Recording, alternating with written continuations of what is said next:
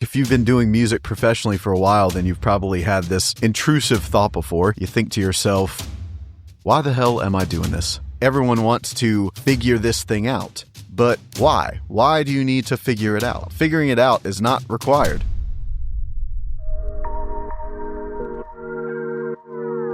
Hey everyone, Daniel Grimmett here. You're listening to Producer Management, the podcast that lets you in on real conversations between professional music producers and their teams. The deals, the strategies, and the unfiltered advice. This show is brought to you by my company, Dark Label Music. When producers want clarity, strategy, and growth, they call us. We're hired as a strategic partner, part management, part creative and business development, designed for the realities of being a music producer right now. So whether you're a small studio or a Grammy-winning veteran, reach out to us at darklabelmusic.com to see if we can help. This one's going to be short and sweet, and hopefully will give you some comfort and motivation. I was just reflecting on my week, and to be honest, it was kind of a frustrating week. If you've been doing music professionally for a while, then you've probably had this intrusive thought before. You think to yourself, why the hell am I doing this?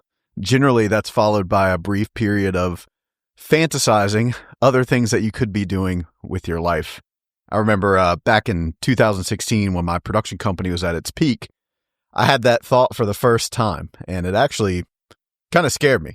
Fortunately, I had a conversation about it with our mixing engineer at the time, who he had already been full-time for a decade at that point, and he told me that, you know, if you work in the music industry and don't hate it at least a few times every year, then you probably don't work in the music industry.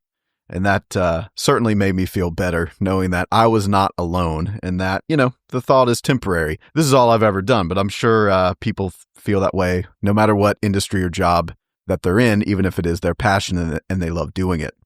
And it seems like every time that thought enters my head, at the same time, something cool happens. And that's what I want to tell you about in this episode.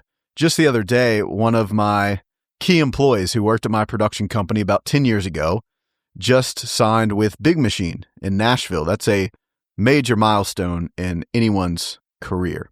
And seeing someone who was grinding it out in those early days with me, now hitting these huge career markers, it's just incredible to witness. It's really cool. And then there was a producer that I worked with back in 2020 who just recently connected with me last week.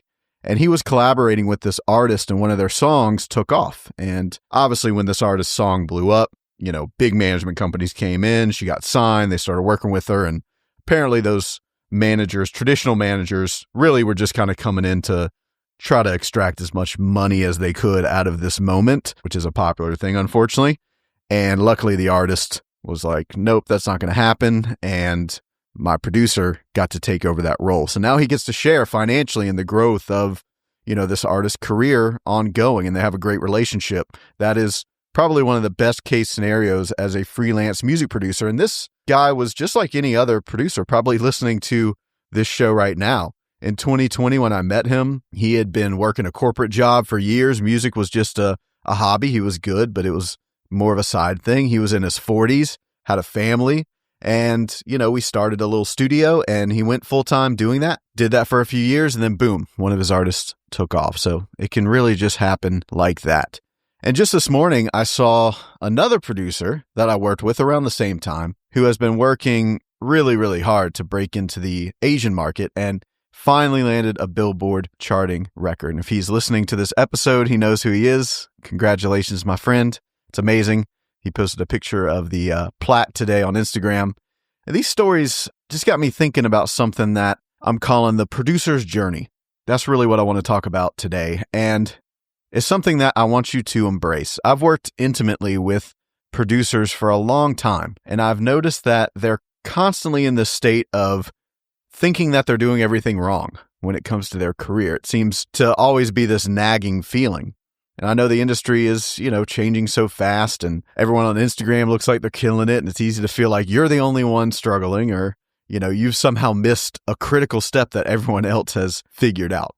What I want to tell you, and what I really need you to hear, is that you're not doing it wrong. There is no wrong or right. There is just learning and keep going. And as cliche as it sounds, the ups and downs are the path. The confusion is the journey. I think everyone wants to figure this thing out.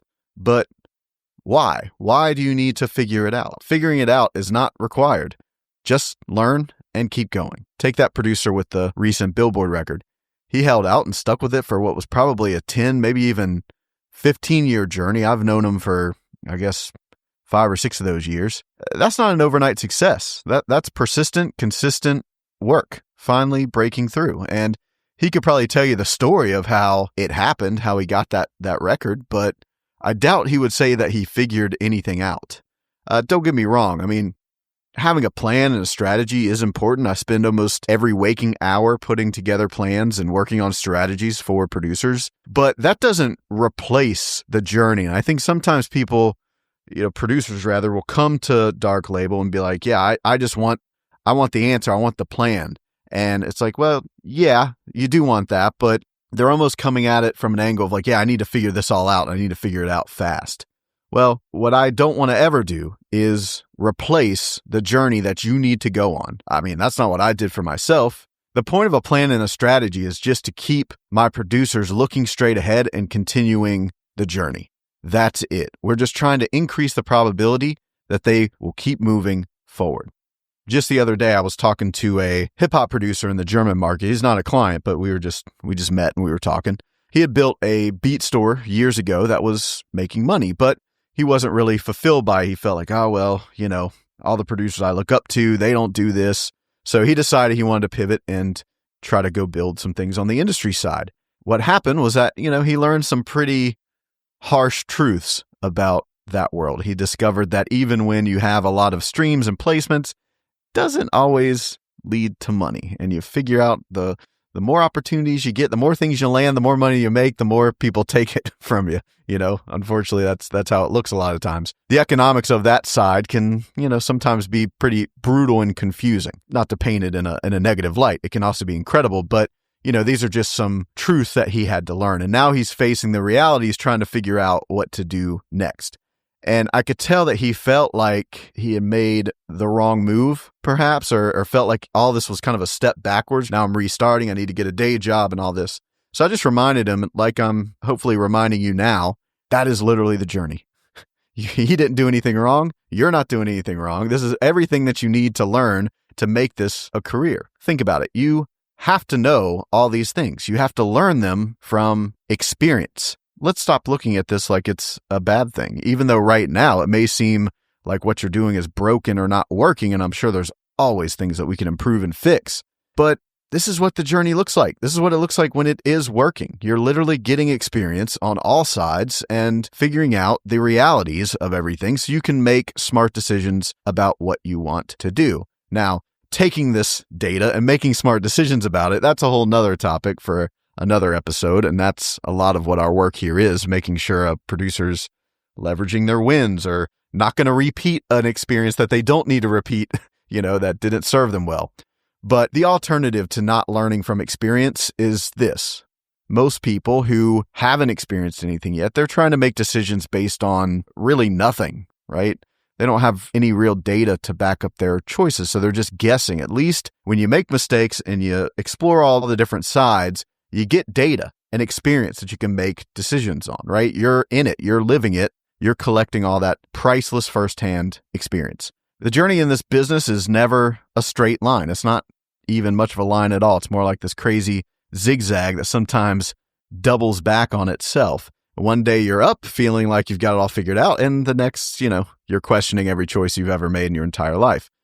And the beautiful, frustrating truth is that's exactly how it's supposed to be. And depending on how good of a job you do at managing yourself, unrelated to music and your production business, that is what can stay consistent and solid. Again, a topic for another episode. But one of the worst moments in my career is literally what gave me the experience and inspiration to do the job that I do today and to build the company that I have now. And I just remember back then at that time, I was at the bottom. I couldn't think of anything worse. Now I look back at that time and I know exactly why it happened and why it needed to happen. So a lot of this stuff, you will get clarity over time, but it comes in hindsight. You're not going to know it ahead of time in a lot of cases. And yeah, it's the reason I have my company, a company that employs people, creates jobs in this music business, and a company that's helped hundreds of music producers make a better living with their craft. Many of them were on the verge of straight up quitting when I met them, despite having Grammys and decades of experience and all that. So if you're in one of those valleys right now in your career where nothing makes sense and you're questioning everything, just want you to know that you're right where you need to be. This is part of it. And as insane as this sounds, one day in the future, you're even going to look back at this time and feel nostalgic about it. You're going to miss it. Crazy, right? My hope for you is that this week you'll spend less time worrying and more time making music. You're not doing it wrong. You're just doing it real, and real takes time.